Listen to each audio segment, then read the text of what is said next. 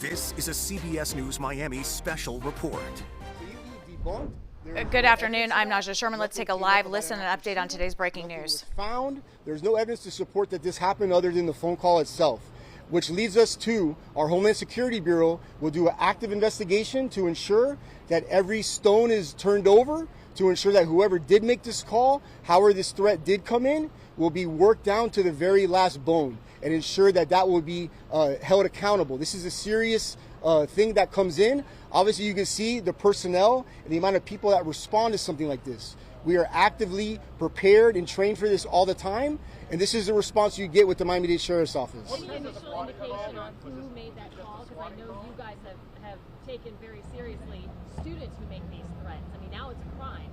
Any indication that perhaps it was a student who did this? So I can tell you that right now there is no early indications. This is the early parts of the investigation. What I can tell you is that our Homeland Security Bureau detectives investigate school threats all the time. And one thing that we tell children and family to talk to their children, do not make these calls because there will be consequences.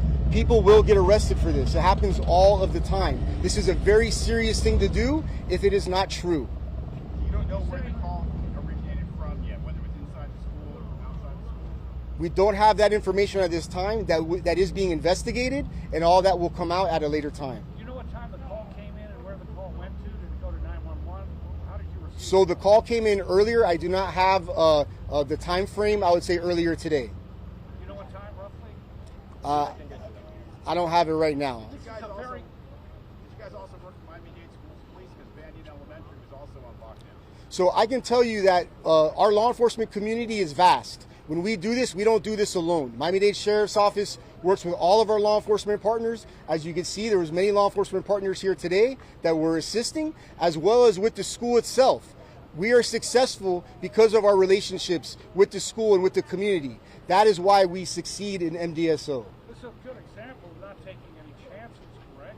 This is a great example of that.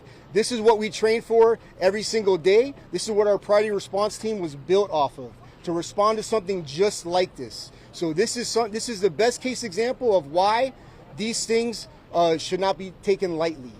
And again, are you saying, or can you say, do you know, and can you report if the call, I think this was already asked, was it into 911, was it to the front office? I do not have that exact information. I know ultimately it did go to the 911 center, but how that came in, whether straight to 911 or through a family member or person at the school, I do not have that at this time. And what happens with any word to any message to parents who are worried about their kids right now?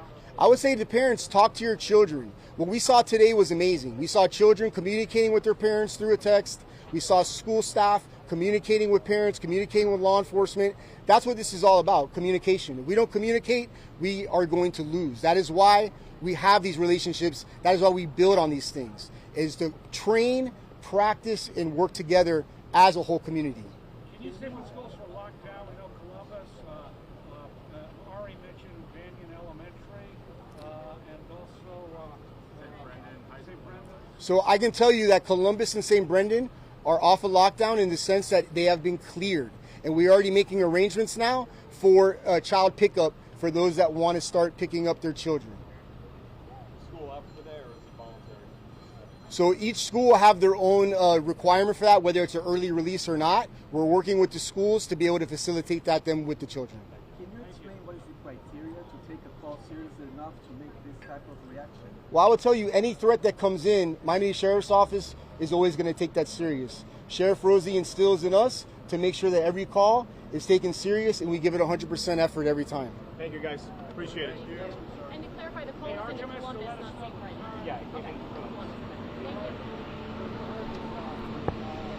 And you were just listening live to MDSO as they gave us an update on today's breaking news. Christopher Columbus High School in Southwest Miami-Dade, along with St. Brendan Elementary School and St. Brendan High School, have been given the all clear. They're making arrangements for parents to pick up their students early. Stay with us for the very latest developments throughout the day, both on air and online.